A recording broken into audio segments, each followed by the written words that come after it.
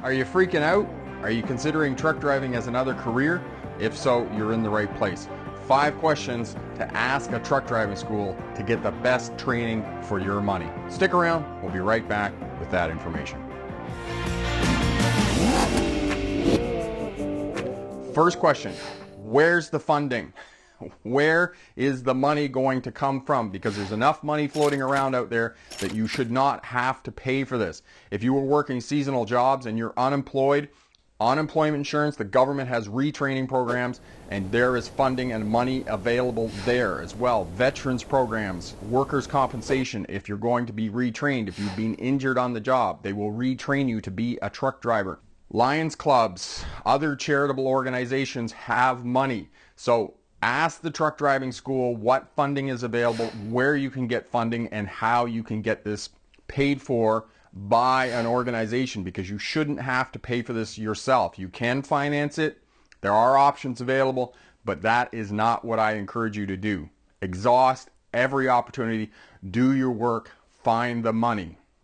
Second question, one-on-one training in truck. So when you're driving the truck, you're doing the pre-trip inspection, the coupling, the hooking up, the turning, driving around town, learning how to drive, one-on-one instruction with one instructor. You do not want to be passed around to different instructors. And actually, years ago when I was working in Ontario and I was a truck driving instructor, there was one driving instructor there. He had taken the bed out of the bunk and had 2 seats in there and would have 3 students in the truck all day for 8 hours. So 2 students would observe and another student would drive the truck. This is not a spectator sport. You cannot learn how to drive that truck watching somebody else do it. You have to be in the seat. You have to be doing the work. And the other thing about it, as I say to people, show me 50 driving instructors, I'll show you 50 ways to drive the truck. So you want to be with one driving instructor where you're learning how to do the in-truck stuff. Because if you're passed around between instructors, it frustrates the driving instructor, because the student will say, oh, well, the other driving instructor didn't tell me to do that. You are confused and the driving instructor is frustrated. Driving instructors use different language, and even though the driving school will say to you, oh, we all do the pre-trip the same. Bunk. That's rubbish. They do not. They use different language, they use different sequences, they have different ideas about how it should be done, so you don't want to be confused. You want to figure out how to get the information into your head as quickly as possible, learn the information you need to do to pass your license so that you can get on and get a job. So make sure that you get one-on-one driving instruction with the same instructor while you're doing the in-truck training. Third question. Do they have equipment that you can do self-study?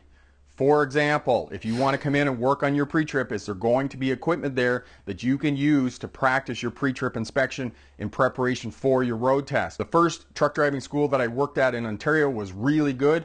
They had a big piece of land, they had a circuit there, and they had an old truck that wasn't licensed. The students could come in, book time on that truck, and they could practice their pre-trip inspection. They could practice shifting on the circuit, usually in low range, which will get you going, and then they could practice their backing up. I had one student that was really good at doing everything that he needed to do to pass his road test, good on his pre-trip inspection, driving the truck through town, doing turns, hooking and unhooking, but he couldn't back up the truck for the purposes of the road test.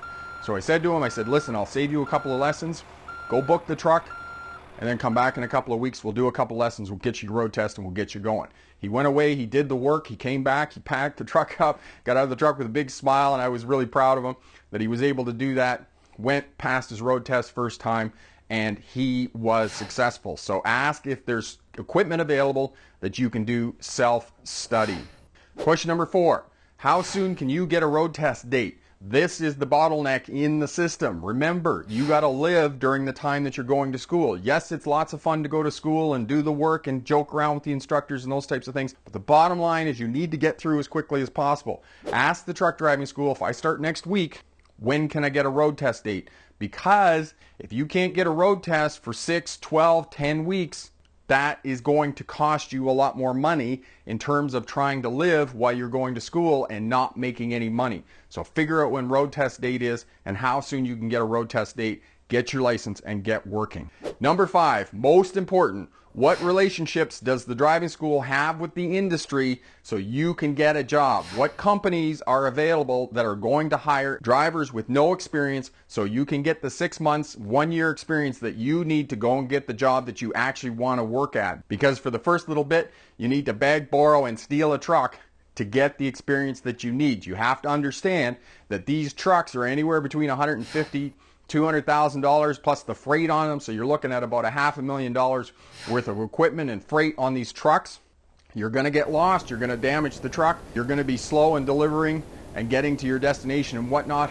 The company has to absorb all of that. So which companies are going to take inexperienced drivers? Because the old adage of you can't get a job without experience and you can't get experience without a job is very true and very real in the trucking industry. You want the truck driving school to be able to shoehorn you into the industry and point you in the direction of getting a job with companies that are going to give you a job when you don't have any experience. As well, you want to try and hook up with companies that have mentor programs, so they put you with another driver for a couple of weeks, maybe even 6 weeks, and the other driver can show you all of the paperwork you have to do, because you can be a little bit overwhelmed by bills of lading, border crossing documents, trip sheets, and those types of things. And I'll put a card up in the corner for you for that paperwork that you need to do in order of being a truck driver. And most importantly, job placement.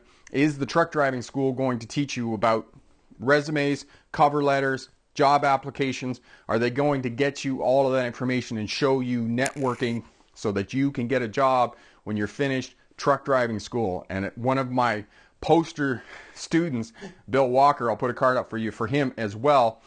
He went to truck driving school, finished on Thursday. The next Tuesday he was working. So look at his story as well for more information about going to truck driving school. And remember, pick the best answer, not necessarily the right answer. Have a great day. Bye now.